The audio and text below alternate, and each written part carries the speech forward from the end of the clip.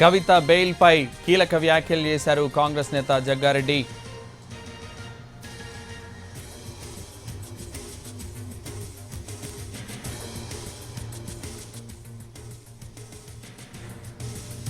కవిత బెయిల్పై జగ్గారెడ్డి కీలక వ్యాఖ్యలు చేశారు. బెయిల్ వస్తుందని 2-3 రోజుల నుంచి బీఆర్ఎస్ నేతలు ప్రచారం చేస్తున్నారన్నారు. న్యాయమూర్తుల తీర్పు రాకముందే బెయిల్ వస్తుందని ఎలా చెప్తారన్నారు కాంగ్రెస్ నేత జగ్గారెడ్డి. పార్లమెంట్ ఎన్నికల్లో బీఆర్ఎస్ డమ్మీ పాత్ర పోషించిందన్నారు కాంగ్రెస్ నేత జగ్గారెడ్డి. మీడియాలో చూస్తున్నాం ఏంటంటే బెయిల్ ఒక కోర్టులో బెయిల్ వచ్చేంత వరకు జడ్జి గారు బెయిల్ వచ్చేంత వరకు ఆయన కూర్చో అంటే జ్యుడిషియల్లో జడ్జి గారు సీట్లో కూర్చున్న తర్వాత బెయిల్ పిటిషన్స్ ఏమైనా ఉంటే జడ్జి గారు జడ్జిమెంట్ ఇచ్చే ముందు ఆ నోట్లో నుంచి ఏ పదాలు వస్తాయో అప్పుడే మనకు స్పష్టత ఏమొస్తుందంటే బెయిల్ ఇచ్చాము, బెయిల్ ఇవ్వలేము. ఇది జడ్జి గారి యొక్క నోటి మాట నుంచి వచ్చిన తర్వాతనే అక్కడున్న అడ్వకేట్లకు కానీ అక్కడున్న వ్యవస్థకు తెలుస్తుంది. ఇక్కడ విచిత్రం ఏంటంటే కవిత బెయిల్ జడ్జి గారు చెప్పకముందే 3-4 రోజుల కిందనే మరి కవితకు బెయిల్ వస్తుందని టీఆర్ఎస్ సోషల్ మీడియాలో ప్రచారము, కేటీఆర్ 2 రోజుల ముందే ఢిల్లీకి వెళ్ళి కవిత బెయిల్ రాగానే ఒక రాజకీయ వాతావరణాన్ని సృష్టించుకొని ఆమెకు స్వాగతం పలికి ఒక కార్యాచరణ.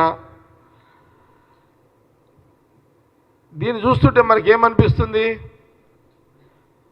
అసలు ఏ ఛానల్ ఏ మీడియా వాళ్ళు ఆఫ్ ది రికార్డులు ఏం చెప్తున్నారంటే నేను 3-4 రోజులు చూస్తున్నా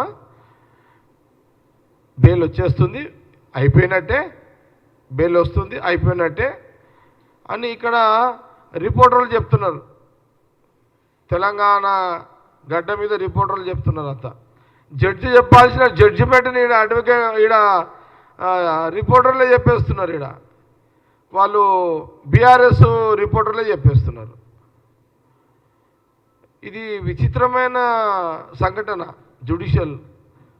జ్యుడిషియల్లో బెయిల్ జడ్జి గారు చెప్పకముందే బీఆర్ఎస్ రిపోర్టర్లు సోషల్ మీడియాలో వైరల్ ఏర్పాట్లు హంగామా.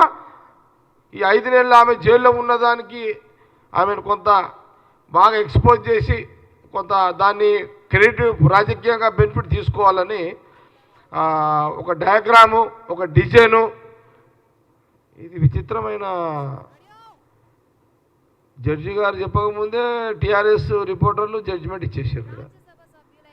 జడ్జి గారు చెప్పకముందే కేటీఆర్ గారు ఆల్రెడీ లీక్ ఇచ్చేసిండు. జడ్జిమెంట్ రాకముందే కేసీఆర్ గారు ఆల్రెడీ డిజైన్ తయారు చేసిండు.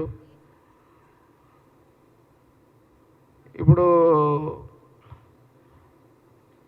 అంటే బీజేపీ ప్రభుత్వము బీఆర్ఎస్ పార్టీకి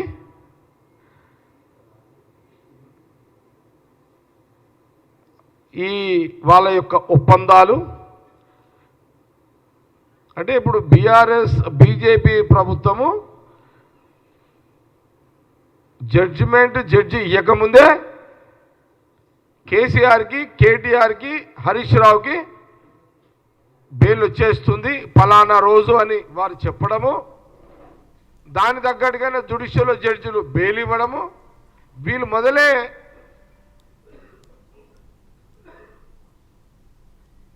ఏర్పాట్లన్నీ రాజకీయంగా ఏర్పాటు చేసుకోవడం. విచిత్రమైన పరిపాలన.